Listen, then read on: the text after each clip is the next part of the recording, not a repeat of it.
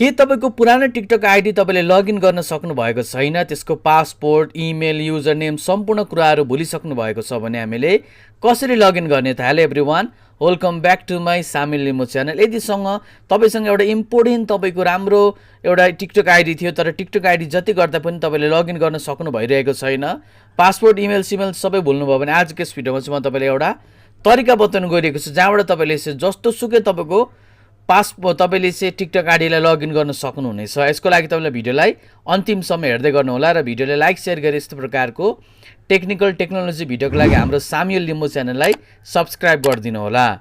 अब यहाँनिर म टिकटक आइडीमा आएको छु, यो मेरो एउटा टिकटक आइडी रहेको छ। अब यहाँनिर मेरो एउटा ड्याडीको टिकटक आइडी थियो पहिला, त्यो म रिकभरी गरेर देखाउँछु, मलाई केही पनि थाहा छैन है त्यसको।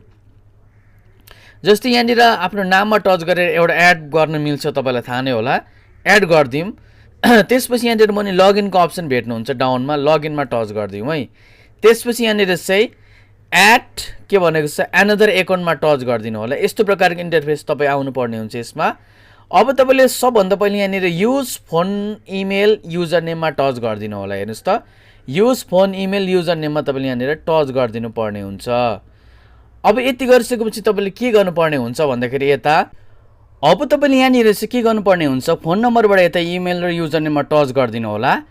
तपाईले युजर नेम चाहिँ तपाईलाई थाहा हुन्छ, यहाँ साइडमा मैले स्क्रिन राखिदिएको छु। तपाईले टिकटकमा गएर तपाईको पहिला के नामबाट खोलेको थियो टिकटक आइडी, त्यसलाई सर्च गर्नुभयो भने त्यहाँनिर प्रोफाइलमा गएर तपाईले हैन युजर नेम तपाईले भेट्नुहुन्छ त्यहाँ @ भएको, त्यो युजर नेमलाई तपाईले यहाँनिर हाल्दिनु होला। तपाईले यहाँनिर हाल्दिनु पर्ने हुन्छ। जस्तै यहाँनिर म हाल्दिन्छु युजर नेमलाई, @ नराख्दा पनि हुन्छ, तर तपाईले चाहिँ युजर नेम चाहिँ तपाईले यहाँनिर हाल्दिनु पर्ने हुन्छ। जस्ट यहाँनिर म हाल्न गइरहेको छु। जस्तै यहाँनिर मैले युजर नेम हाल्दिएँ।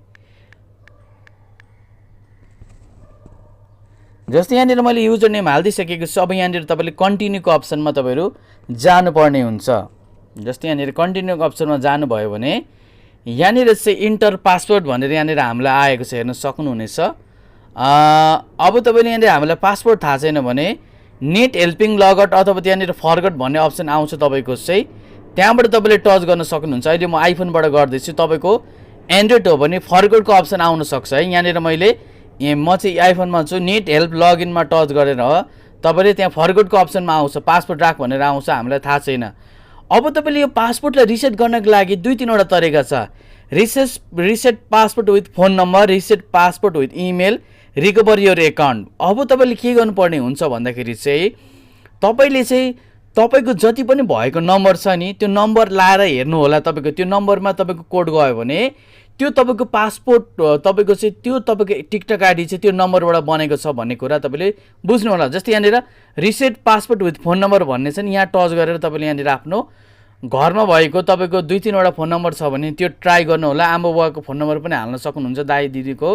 यदि तपाईँले यहाँनिर फोन नम्बर राखेर कन्टिन्यू गरेर तपाईँको त्यो फोन नम्बरमा कोड आयो भने, मिल्यो भने तपाईँले रिसेट गर्न सक्नुहुन्छ आफ्नो टिकटक आइडीको पासवर्ड। अथवा तपाईँले इमेल पनि राखेको हुनसक्छ। ब्याक गरेर यहाँनिर हामी फेरि यहाँनिर नेट हेल्प लगइनमा गएर यहाँनिर इमेल पनि राखेको हुनसक्छ तपाईँले है। इमेल पनि तपाईँको मोबाइलमा भएको सबै इमेल राखेर चेक गर्नुहोस्, अथवा तपाईँको बुवा मम्मीको मोबाइलमा भएको इमेल कहाँ हुन्छ भन्दाखेरि युट्युबमा आएर यहाँनिर तपाईँले चाहिँ आफ्नो लोगोमा टच गरेर स्विच एकाउन्टमा टच गर्नुभयो भने तपाईँको मोबाइलमा भएको सबै इमेलहरू यहाँ देखाउँछ र दाइ दिदी होइन घरको मोबाइलको इमेलहरू हालेर हेर्नु होला।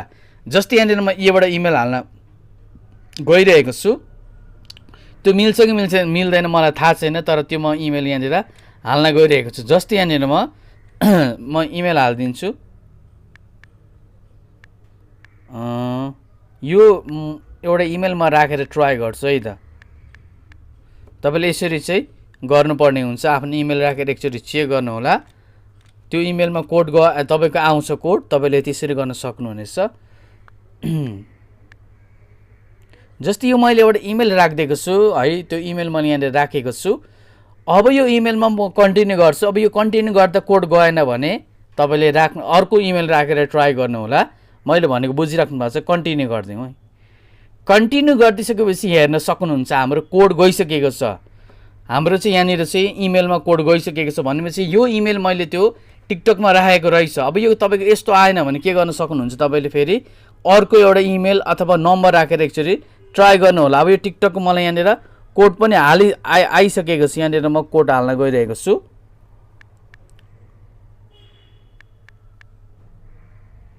ल यति भइसकेपछि कोड हालेपछि हेर्न सक्नुहुन्छ रिसेट पासवर्ड भनेर न्यू पासवर्ड राख्ने मलाई यहाँनिर अप्सन चाहिँ आइसकेको छ। जस्तै यहाँनिर म न्यू पासवर्ड राखिदिन्छु है त। अलिकति स्ट्रङ खालको @ त्यस्तो हालेर तपाईँले राख्न सक्नुहुन्छ। जस्तै यहाँनिर म पासवर्ड हालिदिन्छु। एकदम यो बेस्ट तरिका रहेको छ। जस्तै यहाँनिर म ल यसलाई मैले स्क्रिनसट पनि गरिदिन्छु है त, बिर्सिन्छ भनेर। लगइन गर्नु होला। अब त्यो आइडी अघि मैले तपाईँलाई साइटमा देखाएको आइडी लगइन हुन्छ कि हुँदैन हेर्नुहोस् त। हेर्न सक्नुहुन्छ ल। यसरी तपाईँले चाहिँ आफ्नो टिकटक आइडी, पुरानो आइडी, बिर्सेको आइडीलाई तपाईँले चाहिँ के गर्न सक्नुहुन्छ त, मजासँगले के गर्न सक्नुहुन्छ, रिकभर गर्न सक्नुहुनेछ। यति गर्दा पनि भएन भने तपाईँले टिकटकलाई रिपोर्ट गर्न सक्नुहुन्छ। अर्को तरिका रहेको छ। त्यो तरिका तपाईँको आफ्नो प्रोफाइल स्क्रिनसट गरेर पठाउने तरिका हो।